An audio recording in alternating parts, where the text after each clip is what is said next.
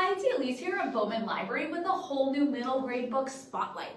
So our theme for this week, because it is Hispanic Heritage Month, now Hispanic Heritage Month runs from September 15th to October 15th, so it's a unique type of month, is all about books that have been written by Hispanic and Latino authors. And there are some that you have heard of before, but some of these you may never have heard of. We have some standalones, we have some first in series, we have some poetry, we have a little bit of everything. So let's get started.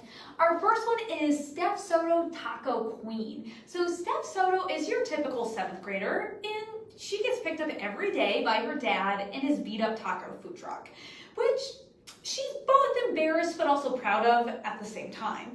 Well, she knows that they may not have everything they want in life. Her father is doing the best he can to provide for them, and the taco truck just does what they need it to do. But when new government regulations are announced threatening that there may be even more food truck laws enacted, maybe even in dampering, it could ruin her father's business and everything that he has worked for.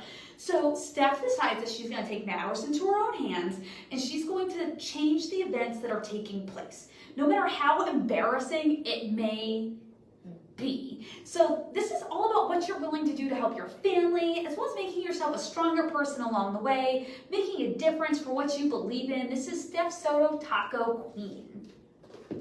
The other half of Happy. Now, Quiana is 12 years old, she lives in Texas, and is half white and half Guatemalan. When she starts a new school at the beginning of 7th grade, for the first time she starts to realize she doesn't really know who she is, especially culturally.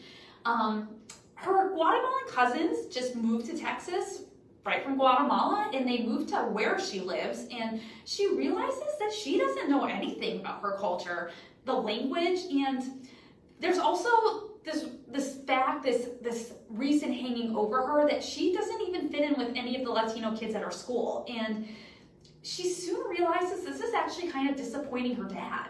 So when her parents announced that over winter break they're going to take a family trip to Guatemala, Kiana decides that she's not going to go and she's not going to embarrass herself. So instead, she does what any 12-year-old does, and she decides to make secret plans to go to Florida by herself to go visit her grandmother.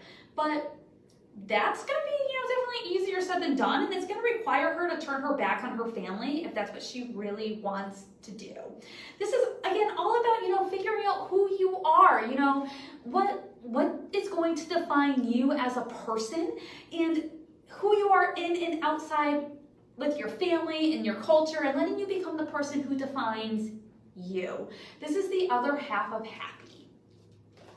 Efren Divided. So 12-year-old American-born Efren is just a normal middle schooler who loves to read and tries to get as much time to himself away from his younger twin siblings who are 5 years old. He is an ama and an appa, and they work as hard as they can to provide the best life possible for their family, and Efren is grateful and he loves them so much. One day though, everything changes when he gets home from school, when he finds his ama is no longer at home. She has been deported back to Mexico. Panicked, Efren decides that he needs to do whatever he can to help his dad, and if that means he has to work, if he needs to help his siblings, if they have to get as much money as they possibly can in order to figure out a way for her to get back to the United States and their family. And that leaves him kind of, stuck not doing what he wants to do as a 12-year-old. And when his teachers and friends start to notice something is going on with him, Efren doesn't know what to tell them, or he doesn't really know who he can really trust anymore. This realistic look at what so many families go through on a daily basis is one that will open your eyes to what others you may even know. Maybe you know them, maybe you don't, but what they're going through at this very moment. This is Efren Divided. Stella Diaz has something to say. So when she was a baby, Stella's family moved from Mexico City to Chicago, and even though now she's in 3rd grade, she does not always feel as though she fits in. She has a hard time speaking English, and she has a hard time speaking Spanish, and she doesn't even know what group she falls under when people ask her, quote unquote, what she is. So when she learns from other kids at school that Stella is called an alien due to her green card status, she can't help but wonder if she she really is an alien, and she has no idea how she can actually start trying to feel like herself. So caught between two worlds, it's going to be up to Stella to figure out who she is and where she belongs, and if she is really quote unquote an alien. This is the first in a series. It's a story that everyone can relate to at some point or another, trying to figure out who you are and where you fit in, and if you really are in fact an alien. This is Stella Diaz has something to say. Return to Cinder. So Tyler's a 6th grader who's living in Vermont on his family's dairy farm. When his father is involved in a horrible accident that leaves him unable to do his usual routine and jobs around the farm though, Tyler's family has no choice but to hire others to help out. So in comes Mary's family, and they are undocumented and they constantly are living in fear of being found and being sent back to Mexico, as well as they have no idea where her mother has gone. She's disappeared and it's been months since they've heard from her.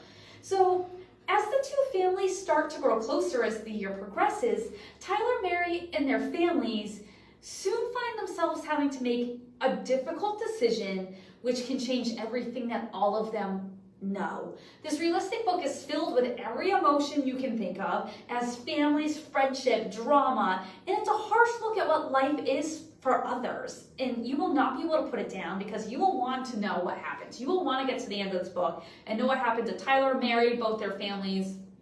This is Return to Cinder. And our last one is Bravo, Poems About Amazing Hispanics. So this is an amazing look at 18 Latinos that have changed history. And what's even more amazing about this is it's all told through poetry. It's all poems written about these individuals. Now, there may be individuals in here, for example, Cesar Chavez is in here, and you may or may not have heard of him before, but there are tons in here that have made a difference in our everyday lives that you're going to learn about in here. All from someone like George Menendez Wright, who was the first chief of the National Parks Wildlife Division. He's the one who helped make animals safe in national parks, to activists like Julia de Burgos and Paulina Perdoso. And there are writers, singers, musicians, leaders featured as well, government officials. This incredible collection will have you learning and appreciating all of these individuals, as well as it is an amazing collection of original poetry that is could be just celebrated just for that amazingness, not even considering the topic. So this is Bravo, Poems About Amazing Hispanics. So these are just 6 of the books that we have here at the library that are written by Hispanic and Latino authors. So I encourage you to come on out, either check out one of these, or we can help you find another perfect book you're looking for to help you celebrate Hispanic Heritage Month in your own special way by reading an amazing story.